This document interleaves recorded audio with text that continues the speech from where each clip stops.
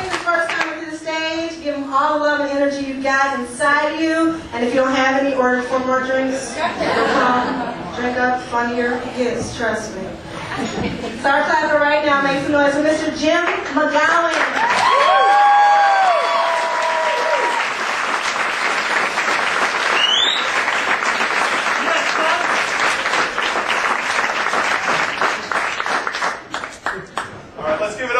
One more time, everybody. Everybody having a good time tonight? Yeah. Woo. Good thing. I got nothing for you. This writer's strike is killing me. It's killing me. Considering I am my own writer, negotiations are going very slow and awkward at this moment. Turns out I'm a bit of a stubborn SOB when it comes to negotiating. Not willing to budge on anything. And I've tried every tactic there is when it comes to negotiating new contracts. I've tried the threats. I've threatened myself quite a bit, but that's to no avail. I know I'm a wimp, so that's not going anywhere. I've tried bribery. But again, when you know a little bit about yourself and that you have no money, that doesn't work. And I've tried sexual favors. And that's actually going pretty good. I seem to be pretty receptive to myself in these matters. But even this is down to twice a day now. I seem to have lost that spark I once had with myself. It's not as much fun anymore. Just kind of go through the motions. I am Jim McGowan. I am your average 39-year-old white male. Yep, I am average. I am quite certain of it. Average height, weight, build. I have an average job, an average family size, and an average shoe size. And I think you know what that means, ladies. Inches and inches of average up here for you. Inches of average, anyway. And I know what you ladies are thinking about over there. You're thinking, you could have the most average time of your life with this guy. It's true. I can give the most average orgasm ever. Have you screaming things like, I didn't even want to go to sleep that time. Felt kind of good, I guess. No, I am married, ladies. I'm sorry.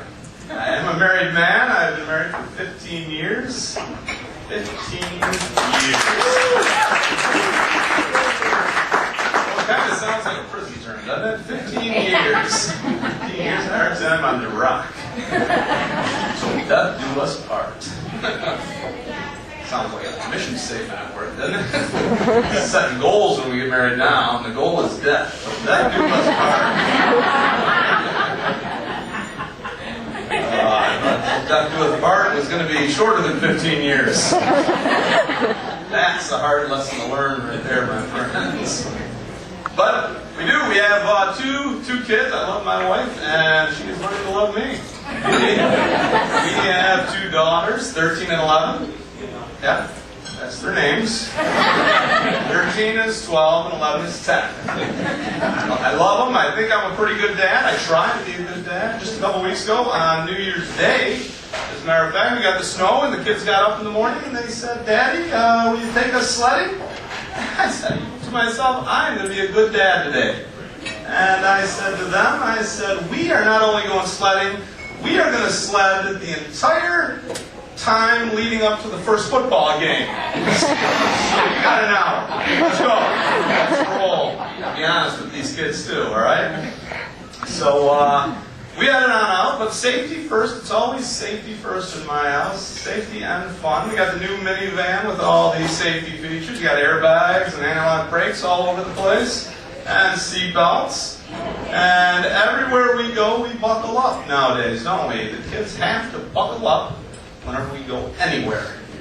This was not the case when I was a child. No. I did not know what a seatbelt looked like until I was about 14 years old. If I happened to be in a car with a person other than my parents and they told me to use a seatbelt, the seatbelt? What the hell are you talking about, seatbelt?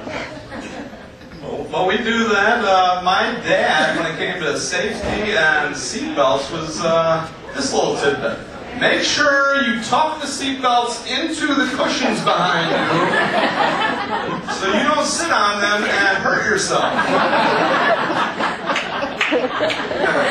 Seatbelt. And you can't tuck it back there. Just sit on the floor next to the hump. You'll be fine. Let's go. That's the way we worked back then. But I had my kids buckled up, ready to go sledding. I'm being Mr. Fun and Mr. Safety, or so I thought.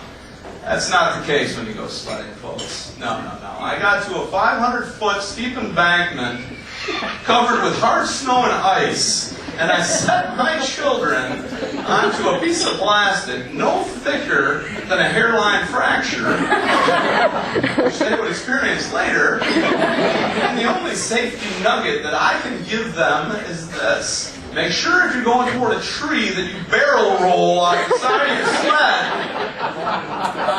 Don't break any bones. And make sure you try to take out as many other kids as possible on your way down. It's not sledding. This is Navy SEAL training. That's what we do up there. I love the kids, though, and we got through that. Love the kids. Support them. Gotta support them. They're full of all sorts of things nowadays, from school activities, after-school activities, sports, counseling, rehab, bail money sometimes. You gotta be there for these kids. And I am. I love them to death. I'm not sure what sport they're in right now, but I do know what season it is, folks. Oh, yeah.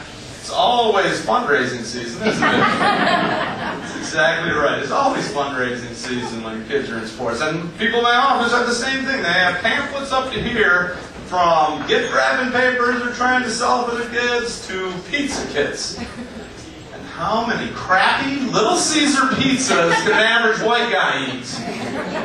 Let me tell you. 5.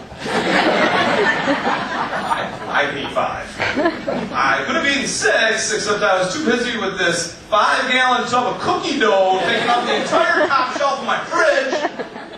Jeez, that's what I need. I need 8 dozen cookies to go with my 5 pizzas. That's why America's fat.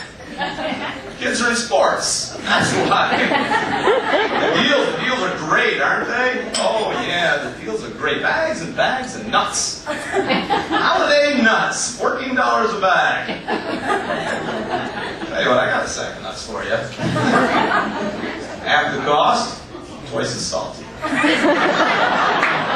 the holidays, I'll paint them up red and green. I don't care. Mistletoe on them. Camel toe? Some sort of toe. I'm Jim McGowan. I had a very above average time with you guys tonight.